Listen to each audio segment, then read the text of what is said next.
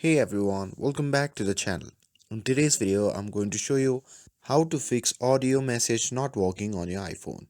So let's dive right in. But before that, let's test the audio message feature. First, open the message app, and here I am texting myself as an example. Now under the blinking cursor, tap the plus icon and then tap audio, and this will start recording your voice. And once you're done, simply tap pause and then send. And if everything works, the audio message should send and transcribe automatically.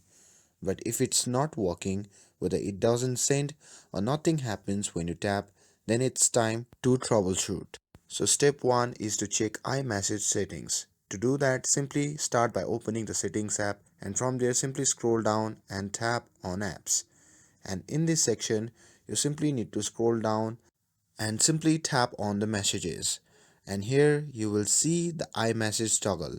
Simply turn it off and wait for a few seconds and simply turn it back on, and you will see it say waiting for activation. These steps reactivate iMessage, which is required for audio message to work. Keep in mind that audio messages only work with iMessage. So if the recipient has an Android, then these features won't work. And with this, let's head to the step 2, that is to disable sound recognition. To do that, simply go back to the settings and simply tap on accessibility, and from there simply scroll down and tap on sound recognition. And if this feature is enabled, it might interfere with your ability to send audio message, so it's actively listening for sounds. So if you don't need it, just toggle it off, and by toggling it off you will be disabling this feature. And now moving forward to the step 3, that is to update your iOS. Now to do this, simply head back to the settings again and simply tap on General. And once you are here, simply tap on the software update option. And from here, make sure your iPhone is running the latest iOS version. Sometimes older version can have bugs that impacts features like audio messages.